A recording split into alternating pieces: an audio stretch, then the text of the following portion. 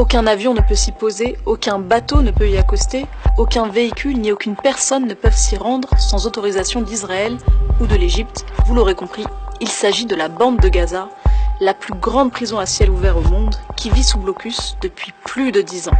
Et ce, dans l'indifférence générale. Mais alors, qu'est-ce que ça signifie concrètement pour les Palestiniens de vivre sous blocus? Et pourquoi est-ce que c'est l'une des pires injustices de notre époque? Alors avant de développer, il faut d'abord rappeler ce que c'est que la bande de Gaza. C'est le plus petit des territoires occupés palestiniens, une toute petite enclave qui fait 3 fois Paris où vivent près de 2 millions d'habitants. Et depuis 2007, c'est Israël qui décide de la liberté de circulation des Gazaouis. Tous les habitants de l'enclave, y compris les malades en traitement, les hommes et les femmes d'affaires, les personnes âgées, les pèlerins chrétiens ou musulmans qui veulent aller prier à Jérusalem, toutes et tous doivent demander l'autorisation de circuler à Israël. Et c'est la même chose côté égyptien, le seul autre pays qui partage une frontière avec Gaza, où le blocus s'est intensifié depuis la prise de pouvoir d'Abdel Fattah el-Sisi. Mais alors, en quoi consiste exactement ce blocus? Eh bien, en plus de contrôler les entrées et les sorties des hommes et des femmes, Israël décide également des produits qui ont le droit d'être importés par la bande de Gaza. Et si aucune liste officielle n'a jamais été publiée, on sait que pendant des années, les produits comme le café, le chocolat, la coriandre ou encore les chips n'avaient pas le droit d'entrer à Gaza,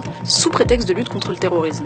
Et évidemment, Israël a aussi décidé d'interdire l'importation de ciment, ce qui a ralenti considérablement la reconstruction après l'offensive de 2014. Mais ce n'est que la partie la plus médiatisée du blocus qui a en réalité un impact sur le moindre mouvement des Gazaouis. Et la nouvelle arme utilisée par Israël pour faire pression sur les Palestiniens, c'est l'électricité.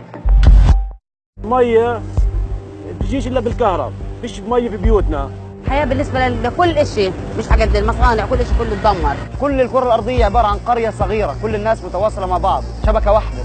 لما أنت ما يكون في كهرباء أنت منعزل تماما. Un enfant de 11 ans qui vit à Gaza n'a par exemple jamais connu ne serait-ce qu'une seule journée avec 12 heures d'électricité. Puisque c'est Israël qui décide ce qui entre et ce qui sort, c'est aussi Israël qui fournit la bande de Gaza en électricité, et les Gazaouis ont droit en général à 8 heures d'électricité par jour, sauf quand l'occupant décide de réduire la fourniture à 2 ou 4 heures. Et les conséquences du manque d'électricité sont connues, sur les hôpitaux qui ne peuvent plus fonctionner, sur les usines de désalinisation de l'eau qui ne peuvent plus fournir d'eau potable. Conséquence, 95% de l'eau courante n'est pas potable dans la bande de Gaza. Et concernant les entreprises, sans électricité, elles sont obligées de cesser leur activité. Aujourd'hui, la bande de Gaza a le taux de chômage le plus élevé au monde. 44% de la population active et 60% des jeunes y sont sans emploi. Mais ce n'est pas tout.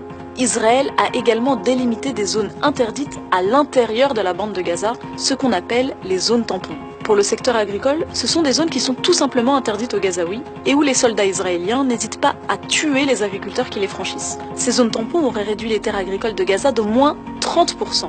Et en plus de la limitation des importations de bétail, de matériel d'irrigation ou encore d'engrais par le blocus israélien, ces zones tampons ont complètement sinistré le secteur agricole gazaoui selon l'ONU. Même conséquence sur le secteur de la pêche, où les droits des pêcheurs gazaouis ont été réduits d'année en année. Au départ des accords d'Oslo, les pêcheurs pouvaient aller jusqu'à 20 000 nautiques, soit environ 37 km des côtes. Ce droit a ensuite été réduit à 12, puis à 6, puis à 3, soit un peu plus de 5 km. Et il est même arrivé que des pêcheurs se voient tout simplement interdire toute sortie en mer. Conséquence, il y a de moins en moins de poissons, et ceux qui s'aventurent au-delà des délimitations décidées par Israël se font tuer par les snipers. C'est ce qui est arrivé en février 2018 à Ismaël Saleh, un pêcheur de 18 ans. Et le constat est alarmant. 80% de la population de la bande de Gaza dépend aujourd'hui d'une aide internationale et 61% de cette population souffre d'insécurité alimentaire. Et là où le problème s'aggrave, c'est qu'en plus d'accentuer les besoins d'aide humanitaire, Israël limite la capacité des agences à délivrer cette aide humanitaire.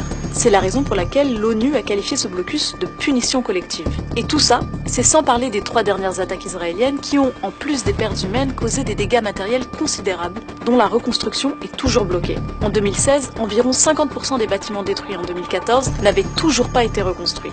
L'eau, l'assainissement, l'énergie, les infrastructures médicales et les entreprises de Gaza ne peuvent plus fonctionner. Et si Israël a décidé d'asphyxier la bande de Gaza depuis plus de 10 ans, c'est pour punir les Gazaouis d'avoir élu le Hamas lors des élections de 2006. Une élection démocratique qui ne plaît ni à Israël, ni au Fatah qui dirige l'autorité palestinienne, ni à la communauté internationale qui laisse faire. Et qui paye le prix aujourd'hui? Les civils gazaouis. Alors, l'ONU estime que Gaza sera invivable d'ici 2020, mais est-ce que ce n'est pas déjà le cas?